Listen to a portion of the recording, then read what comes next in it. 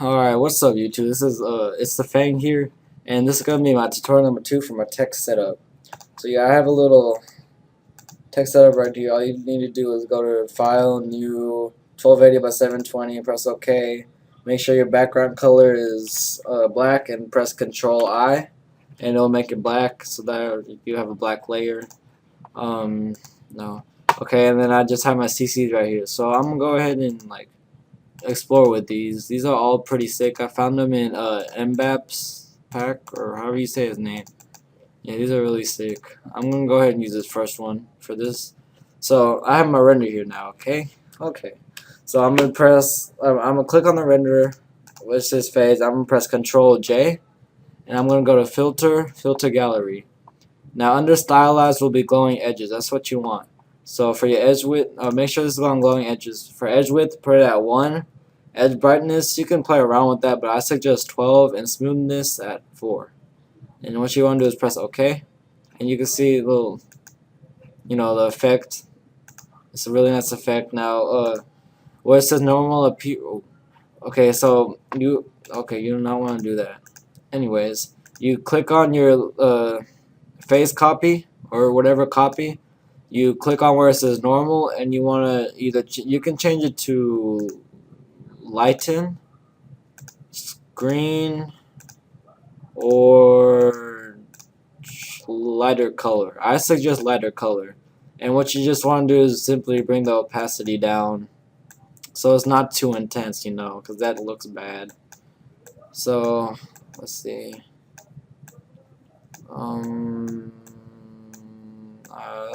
That's good enough. 32 is good enough for me. So yeah, this is without the glowing edges, and this is with the glowing edges, and it kind of explains for itself. So yeah, what I just did there is I selected both of them, Control Select, and press Control E, and it merges the layers together. Now what you want to do is press Control J again. You want to go to Filter Gallery, go under brush strokes, and go to splatter. Make sure the spray radius is 10 and the smoothness is 5. Press OK, and yeah, you have that. Now you can set it to lighten, screen, whatever. I like lighter color personally. Want to get your eraser tool and just make sure the spot is only on the edges.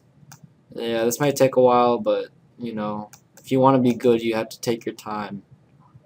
So yeah, it gets a nice looking effect. And make sure you don't have to erase the stuff on the bottom. As you can see, it has a little distortion looking thing. And I want to highlight both of them.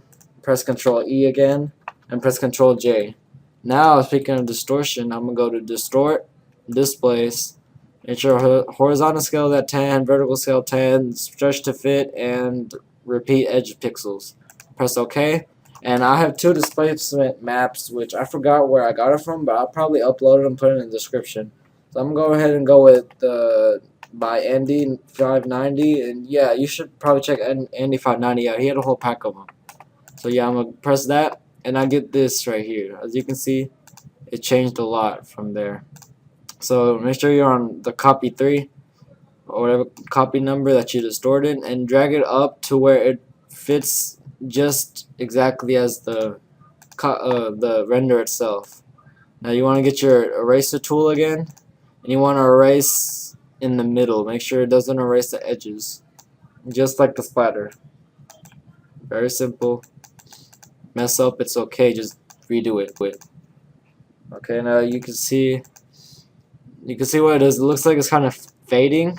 And what you can do is go ahead and copy the distorted one, go to Filter, Blur, Motion Blur.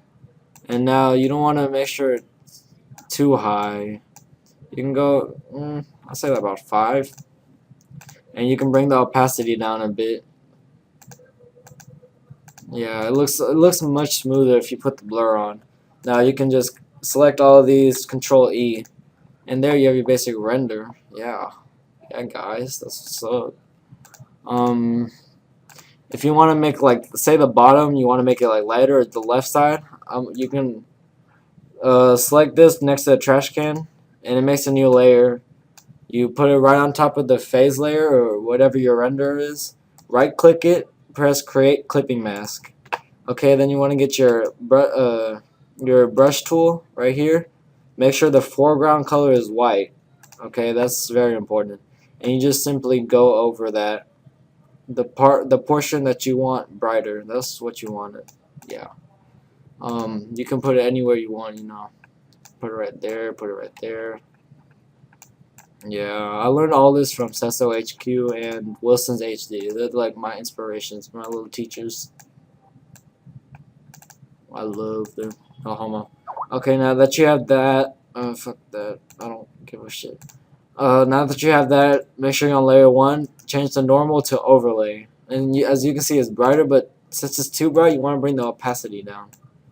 And you can bring it about like 30, 40, you know. I suggest around 25 to 35.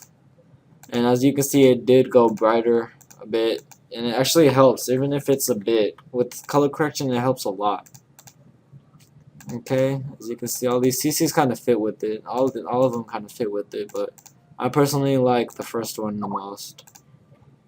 Alright, so yeah, that's my text setup, guys. I want to do something real quick. It's the Fang text setup.